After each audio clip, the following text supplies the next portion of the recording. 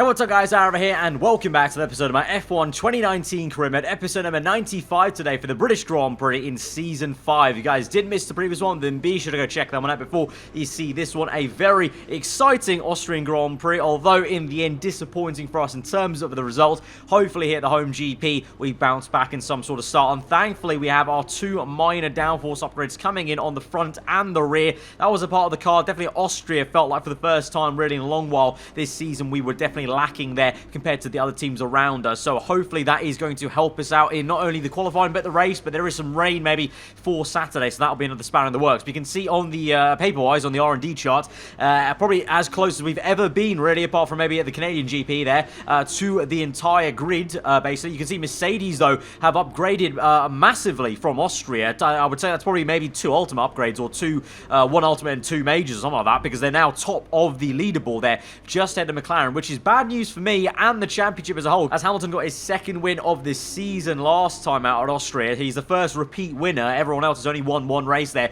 and it means he's already got a little bit of a cushion there. There was the case at Canada, and that changed quite swiftly after that, but you know, at the moment now the momentum he's building is almost like real life when Merc build momentum. So let's hope for our sake, for the championship's sake, that maybe someone can stop him today, or potentially this might be just a strong race for them, and next time Germany we can kind of bounce back as a whole of a grid, I mean, in terms of trying to keep everything alive and well. Of course, I've always still maintained I'm not fully still thinking about the championship, to be honest, because look at where the car is on paper, and if you really think about all the races we've had so far, we've had a massive amount of luck anytime we've got up to a podium or a win, let's say, whereas when we don't have that luck, when things are a little bit against us, like Austria, we are fighting still very much so hard just for like some last points in P8 to, you know, to P6 or 5, so still not fully right there to be really mounting a solid championship charge. So just trying to do the best job I can really in the car as ever when we get into the cockpit. So let's go to Saturday then. I said there was going to be some rain, so let's watch out for that as well, and try and do the best job we can though to qualify for our home grid.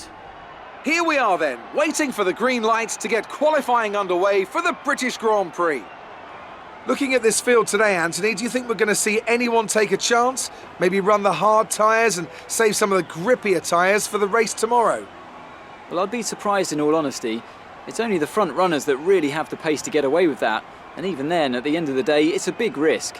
Track position is the most important thing, and it's rarely worth sacrificing for a slightly more optimal strategy in the race, so I doubt we're going to see anyone trying it. I have been wrong before though. We certainly do see some risky decisions every now and then, and it's a gamble that's sometimes worth taking. But if it were me in the car, I would want to be on the fastest tyre for my qualifying lap, without a doubt. Right, so for now in Q1, it's all sunny at the moment, so we should be able to get through into the second part of qualifying, you should hope. But, of course, we've had some surprise before in qualifying, so let's just see. You can see there, massive oversteer moment actually on our flying lap there in the middle of the kind of Magenta-Beckett section there. So the car maybe still not fully where we want in terms of the rear downforce, although I think I also dipped a tyre on the curb and the grass on the exit. But nevertheless, even with that mistake, we go across the line for P3, and then it's P5. Russell joins us up in P8, so that kind of shows off the car actually is looking pretty quick actually in dry conditions at least, though you can see it's very overcast behind us on this results screen, and I feel the rain's going to start coming down into Q2, so this pace may kind of go away basically as we go on through into Q2. You can see now we're here on that first flyer, and it is raining just like the Canadian GP. It started raining on the start of the lap, but unlike Canada, the grip was still there for me into turn 1. You can see taking it a little bit easy, obviously not fully flat out 8th gear, but you know, the grip is still somewhat there, so I thought I'd continue on and just see what we could do, because we close up to the McLaren coming out of the pit lane, and I'm actually catching him. Obviously he's on an out lap, but still he's on intes, and I'm skating around, but I am catching him. I've still got DRS available, whereas at Canada, remember, DRS was disabled as I started my lap, so that gives you an inkling that the FI still think it's dry enough just about for the DRS here on the lap here, so therefore kind of almost dry enough maybe to finish the lap and see what we can do. But as we go through Magenta-Beckett, getting on the curb and getting way too aggressive and taking too much liberty there with the lack of grip, spinning around completely, and we've been hit by the McLaren we overtook beforehand, and that's gone horribly wrong. We're going to have to spin around the car and get back to the garage ASAP there. I don't think we actually have any damage on the front end, but maybe some damage on the side or the floor, but massive whack that was from the McLaren there after taking quite a hefty trip across the grass and gravel across Magenta-Beckett's there. But we come through, you can see actually no damage on the front wing, so we're actually fine for that. So we won't actually waste time changing the front wing in the screen, in the loading screen, once we get into the garage. But yeah, obviously, there was still somewhat grip in sectors 1 and 2, so I maintain it was kind of an okay decision to stay out and kind of go for it there. But in the end, the grip went away. Basically, it was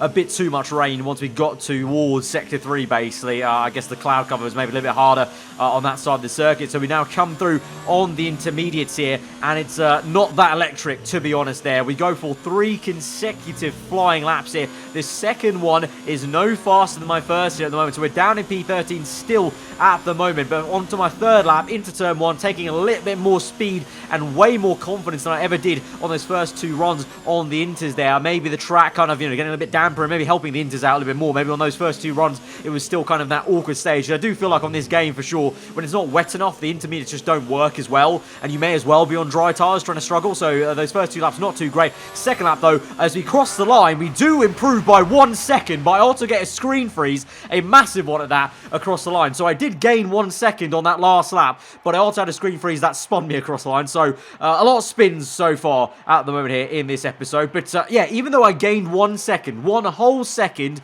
my teammate was still so much faster than me. And you can see everyone else was even faster than that. And so many people did in fact set times on soft tyres. So I'm really kicking myself for that mistake. If I maybe just took it a little bit easier into Magnus and Beckett's, perhaps I could have actually finished up with an okay lap time. Because like I said, in the first half lap or 2/3 of the lap, the car actually felt okay, a little bit skatish, but actually was faster than that McLaren up until I spanned. So bit of a shame there. But to be fair, starting P15, it's going to be a kind of almost, I wouldn't say blessing in disguise, but it's not too bad in terms of what we would have had to have done anyway, which was take a penalty for changing our gearbox. Of course, our gearbox was a major issue last episode. I actually completely forgot about that issue, actually, because that's how much I wanted to forget about the Austrian Grand Prix. So I actually ran that worn gearbox in qualifying, which wasn't an issue because it didn't give us any kind of issues mid-quali, but in the race it definitely would have. We continued on, so I need to change that for this race. But if I'm changing that and getting a 5-place grid penalty, I'm going to be at the back anyway, so I may as well get a whole fresh column of components. So there's a little silver lining in qualifying P15 there, but now we do start at the very back of the grid for our home GP. So we've got a lot of catching up to do, maybe not massively to our teammate because he's down there in P14, but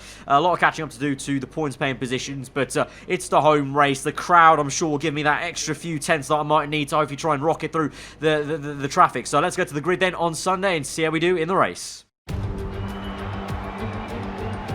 The pain of parting is nothing to the joy of meeting again. And how joyous indeed it is to be back at Silverstone once more for the British Grand Prix. The queues to get in this morning extended miles back down the A43, such is the enthusiasm for Formula One in this country.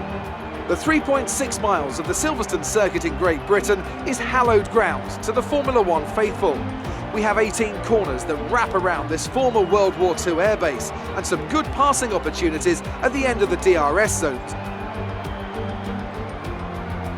And it's an absolute pleasure to be joined once again by Anthony Davidson. So, let's briefly discuss Lewis Hamilton. That was a great win in the last race. Can they keep that momentum going this weekend? There are never any guarantees in this business, but certainly the performance last time out would have boosted their confidence coming into this one.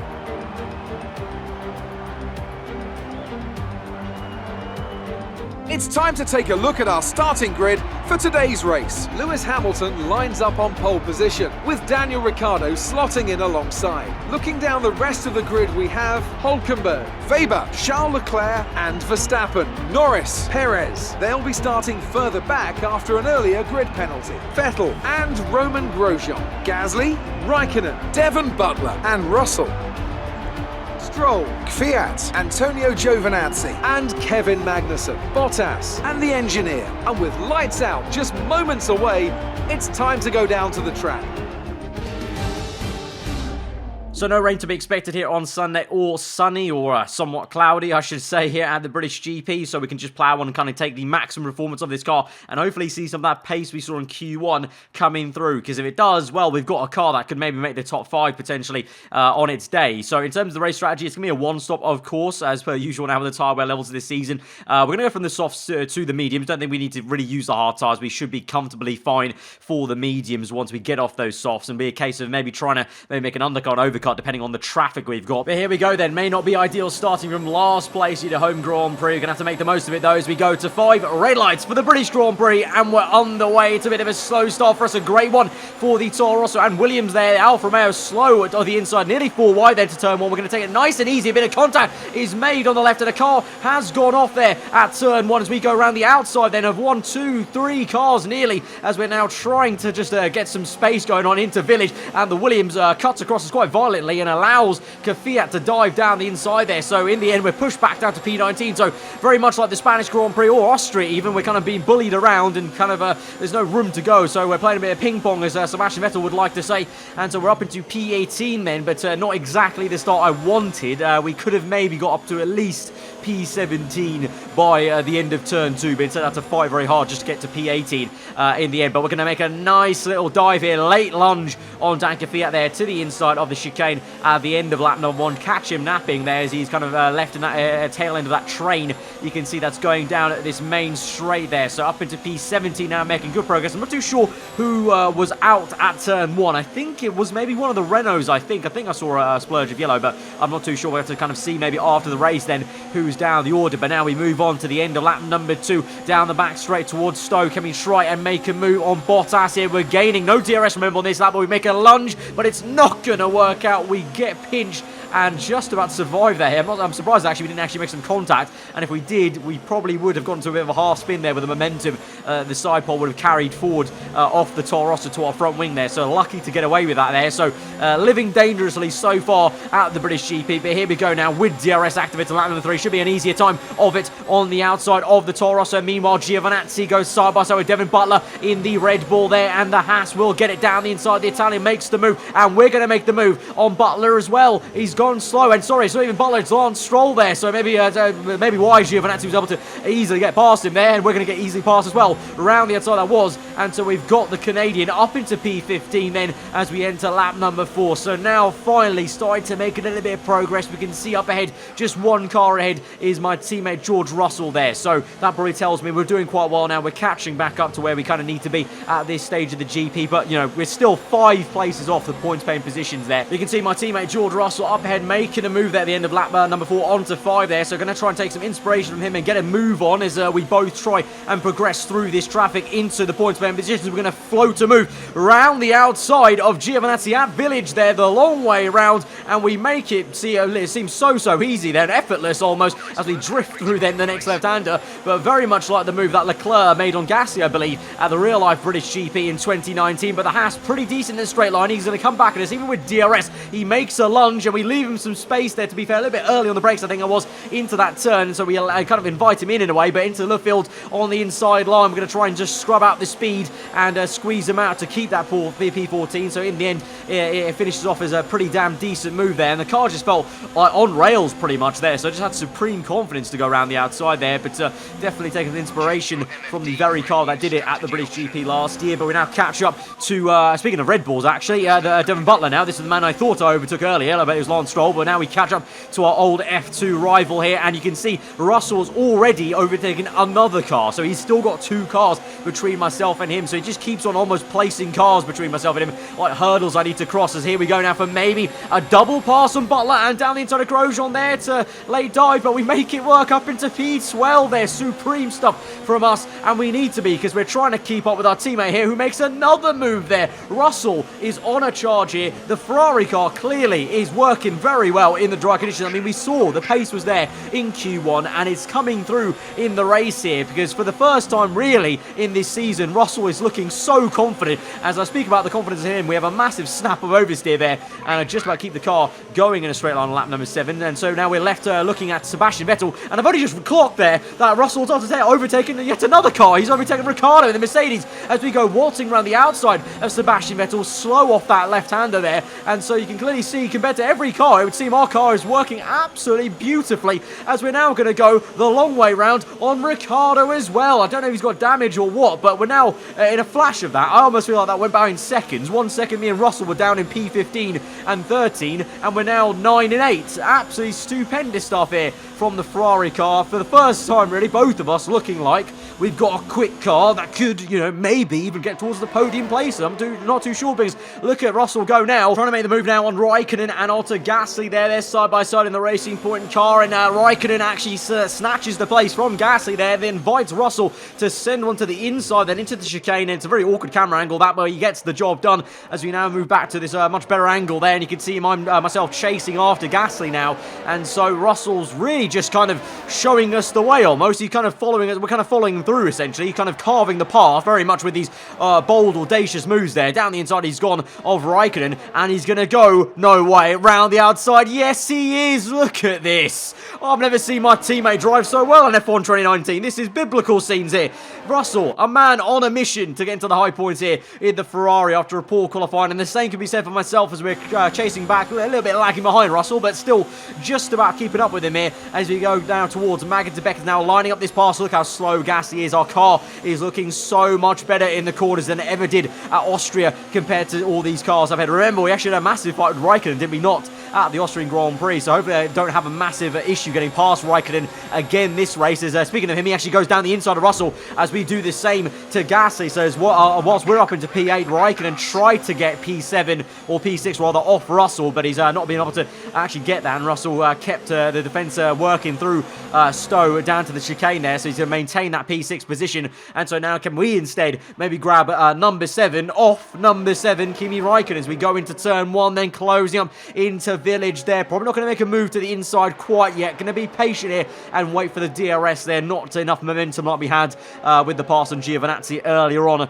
in this race. So we now just wind up the car. This kind of slingshot there. Bit of a wobble on the rear end, but we're going to open DRS, and so hopefully we have the speed down this straight to shoot one through either to the inside or outside. No, actually we're quite far away from Kimi. Actually we close up a little bit in the brake zone again, but that Alpha seems to be pretty decent in the straight line, or at least compared to me it seems decent in the straight line. We have a little look on the outside, trying to do our best George Russell impression, but it didn't work out there on lap number 10 the fields, and so we have to again just stick behind really and just I don't know, play it patient. We don't need to kind of hurry up too much there because Russell's not getting away massively, but obviously just need to try and get away and get past Kimi sooner rather than later, because I'm getting some flashbacks already from how frustrating it was at the Austrian Grand Prix. So as we come through now for a second time through Maggots and Beckers, this time we're literally practically pushing him through that last corner, then DRS open and under the bridge we go, and we're so close to him now, and we're going to get the move done very easily on the right hand side into the brake zone there at Stowe, and we're up into P7. So 6 and 7, I mean I would very much take this result right now for Ferrari, compared to where we were on the grid,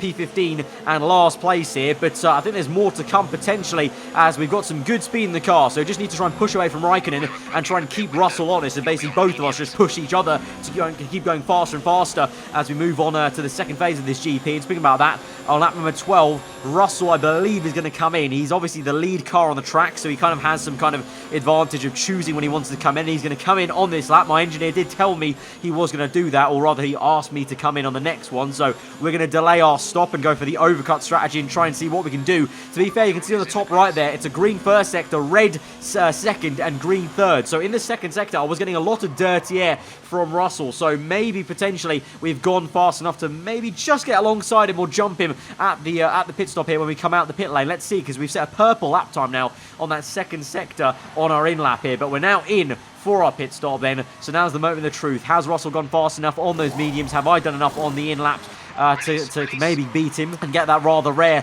overcut? It is quite a rarity here at the British Grand Prix, to be fair, because it's such a long pit lane that it's quite rare to get an overcut going here at this circuit, but you never know. So here we come down the pit lane. Obviously I can't really see what's happening here on the outside. One of the most unique pit lanes to go down on the ground on a different level to the racetrack here, so we're going to have to wait and just see when we pop up here, and where are we going to come out? Where is Russell going to be as we come through? Nowhere to be seen. I think he's right ahead of us. There he is at Village there, well ahead of us, but we are now going to start our charge immediately as we come through. Already I can sense he's a little bit slow, maybe turning down the engine a tad, as I've got mine turned up to full whack on rich mix and hot lap mode, as we're going to try and open DRS and gain enough on this straight to maybe make a move in towards Le Fil. Maybe not quite got the speed there, but into the corner, a little bit of understeer actually as we enter there, so need to watch out for that. But they're actually through Le Fil, the actual Le Fil corner through the apex there, gaining a bit of time. So I'm not too sure off this corner. Russell just seems a little bit slower than he was on that previous horrendous stint at the end there. So like I said, I think he's maybe got his engine turned down a little bit, and I'm going to do the same here, to be honest, because I'm actually gaining still in the corner, despite being on lean mixture momentarily there. Overtake mode, rich mix though, we're going to sensor move into maggots there, and we get the job done earlier than I thought we would. I thought we were going to wait patiently for the back straight there, but we just found the speed off the old turn one cops. And so I thought, no, let's just quickly turn up the engine to rich and overtake mode and just get the move done now. And so we're up into P6, and we're looking now to drag Russell up with us and catch this pair of Nico Hülkenberg and Charles Leclerc, I believe it is, in the other Toro Rosso. He's on hard tyres, Leclerc is, so very peculiar. Toro Rosso don't think they had the tyre wear for it, so we now come onto the scene on lap number 17. This is on the back straight, DRS available to us, but I think Hülkenberg will get a good run on Leclerc potentially, so we're going to have to watch out for this. Just sit back a little bit and see when the gap's going to open up. There goes Hülkenberg now down the inside of Leclerc. Leclerc is indeed on the white wall, hard tyres. The Toro Rosso squeezes out the racing point though. Hülkenberg slow. We go on the outside, bit on the grass there, but it's the long way round on the outside to the inside then for the chicane, and we make a beautiful little move there for P5 against the Racing Point car, and now we go chasing after the Toro Rosso there. So the Toro Rosso helped us out massively, because if it wasn't for him squeezing out Hülkenberg, I definitely wouldn't have had the momentum there to actually get the move done into the chicane. So thank him greatly there, but I don't think he's going to be thanking us very much in the same way, as we now move on to lap number 18, and we're on the back straight once again, and this time we're coming at a rapid rate here, as Leclerc is obviously defenseless without DRS, and so he shoot through on the right up into P4. So the podium, I think, is maybe too far away there on the minimap, but P4 could be here, but Leclerc is round the outside. He's done well actually on the braking there, and he's actually pushed us a little bit wide there, take avoiding action, otherwise I was going to smash my right front tyre on his left front, and so we had to take to the escape road a little bit on the other side of the curb. The FI have said nothing about that, so that's a little bit awkward, because I definitely was fully off track making that overtake, but we'll take it, and so we go into Village, a little bit defensive to the inside there, but for good reason. You're about to see why. There goes Russell there. So last episode, I may have not done some great teamwork with Russell. Remember, I squeezed him out so harshly at Austria that he actually was outside the point. So this time I thought I'd repay him, and I just positioned my car in such a way that allowed him to line up the pass, and so now it's a Ferrari 4-5 with some supreme teamwork there from myself at the Village section. But I may come to regret that actually, you know, because we move on to lap number 19. Russell closing up to us with DRS. He's suddenly now looking pretty fast, so I think he's turned up his engine now finally in this second stint, and here he comes now on the left hand side. He shoots through. We're easy on the brakes there, because I didn't want to make sure we didn't make any contact on the front end, because he chopped across us a little bit on the racing line there, and so we're just going to take this car in patiently and try and basically re-overtake him later on lap 20. Don't think we'll be able to do it in sector 1, because he looks pretty good off that last corner, you know, there you can see, but right now still not feeling too bad about it. I think we should be able to get him. I'm not too worried we won't get him back, just a case of when rather than if, and so now the when is going to be on lap 23, it would seem, as we come through now. Magnus Beckett, we've been trying to save some ERS for the last 2 laps there, and finally we have a good chunk saved up on the bottom right. You can see overtake mode there, DRS open, rich mix, and we're going to fly past Russell now and chop across him very aggressively indeed. It looks lovely whilst we do it, and we're back up into P4, but as we go down the hill into the chicane, a little bit uneasy on the rear end. You can see for some reason the understeer just kicked in. I think it was a bit too late on the brakes, or I'm not too sure, but the car just wasn't very balanced, and again you can see a bit of a wobble there as we chopped at the steering wheel, and Russell gets a great exit, and he's able to send it in the inside of turn 1. We have to leave him the space, of course, teammate versus teammate, gonna leave him more room than I usually would do any other car. If it was another car, I probably would have chopped across to the apex there and completely cut him off, but because he's our teammate, gave him the room, and so instead we have to try and fight for another time. But we've got to actually thank our lucky stars and actually the pace, the race pace of this car right now in this GP, because we pushed away from Leclerc and Hülkenberg, so all this fighting is still kept us ahead actually, because usually this would slow us both down and back us up into the cars behind, but we're actually pulling away still from Leclerc as we have a little look on either right side, that left and then the right hander in this section,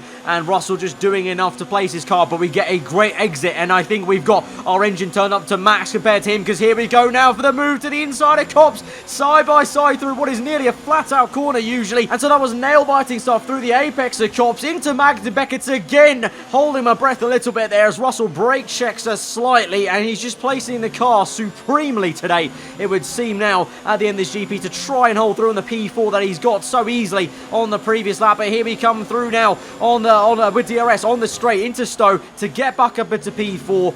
finally done it there. So we had a few attempts in some more difficult places, but in the end, who would have thought the easiest place to make the overtake on a straight, we get the job done. This time, not as bad on the rear end through the chicane and the last corner onto that 25 there, the second last lap of the Grand Prix. So hopefully now we can push away. Actually set the purple last sector there, so really definitely pushing through on that last sector. But here we come on now to the last lap of the GP, and Russell is still there, keeping me honest and knocking on the door of P4. Meanwhile, Lucas Weber and Lando Norris fight for P3 and P2 there on the top left, you can see. But here comes Russell now to the inside with DRS, and we have to take some avoiding action there. We just yank the steering wheel right in the middle of a left-hander just for a split second there to make sure we don't smack our front left tire to his front right, because that could have ended quite poorly with suspension damage or the wheel shearing off. You just never know really with this game with a damage model. And so we come through to live a little bit longer, but for how much longer? Because Russell is really wanting this as we come through to Magda Beckett's there, almost side by side again. We have to brake and we have to try and avoid some contact there with Russell.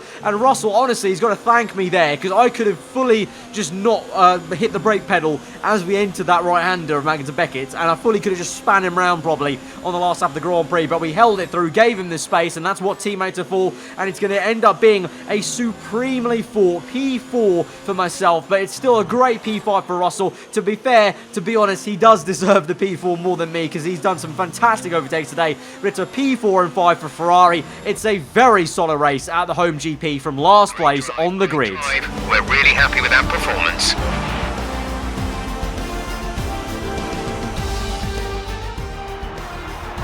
Yet another historic win under their belts. Well done to the team at Mercedes.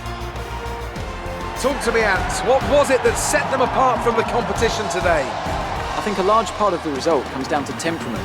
They were able to keep their heads when everyone around them was losing theirs, and that's allowed them to get the best out of the car, to maximise the strategy and to stay out of trouble.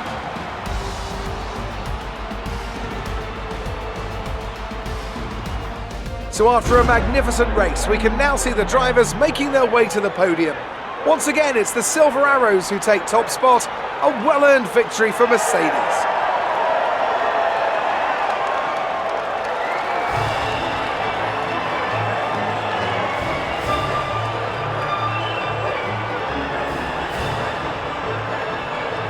In the end then, unfortunately for us in the championship, Lewis Hamilton now gets his third win of this season, and the first driver to get 2 in a row there. And now he's got a pretty massive gap, really, in comparison to everyone else's gaps here in the standings. So let's all pray that Mercedes, this is the last time they win for a while now in this season. Very much like real life in a way, really. But it seems like they're getting a bit of a march there with Hamilton, kind of unlike, very unlike the F1 game in the last 2 seasons we had of this career mode. But it's just a case of McLaren and Renault have been tripping over each other and not being right up there when they should be, basically. I mean, you saw Norris and Weber obviously fighting today for P2 and 3, but they were nowhere near Hamilton. So at Germany, we're going to need some upgrades from McLaren and Renault to keep that fight alive, basically, because I can't take points off Hamilton as it stands here. We're going to need a miracle to try and do that, or just massive upgrades, basically. But at the moment, obviously, we don't have those coming through. Constructors-wise, I've kind of almost started to accept that this season, just because where the car started, how Russell did start the season, and now he's picked up pace, obviously, but he started off quite slow. I just don't think we can do much more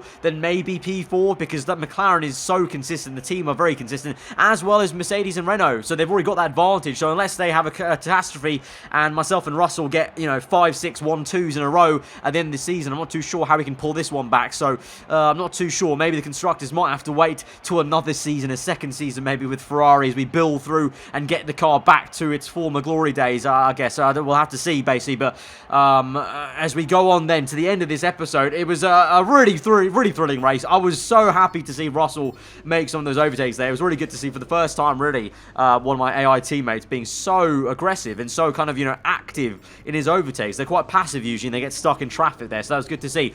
So to the end of this episode, talking about upgrades earlier, unfortunately, I only have enough to awkwardly purchase one rear minor upgrade on the downforce part of things, on the aero, and one minor upgrade on the engine side of things. I wanted to do 2 aero parts, but I couldn't afford the second aero upgrades, as they're a bit too expensive compared to the engine department here at Ferrari. So going to go for that instead. I mean, it's still some sort of upgrade. ERS, that means we can use hot lap mode and overtake mode more so in the race at Germany, so that'll be quite good still, but I did want a bit more aero there to continue on to improve the car in the corners. But Germany, to be fair, a lot of power, and ERS going to be very useful down that back straight into the hairpin. So looking forward to that one. Germany usually is quite a fun race for myself on this game, so definitely going to look to try and match the P4 and better it maybe for next episode. We'll see. Hopefully I haven't jinxed that. But guys, if you have enjoyed this one, a massive fight back from P20, some fantastic action from myself and George Russell, both Ferraris here today, then be sure to smash that like button. Let me know what you thought in the comments below. If you're new around here, subscribe for weekly full-on content. I've been over. Hope you stay. I'll see you guys next time. Goodbye.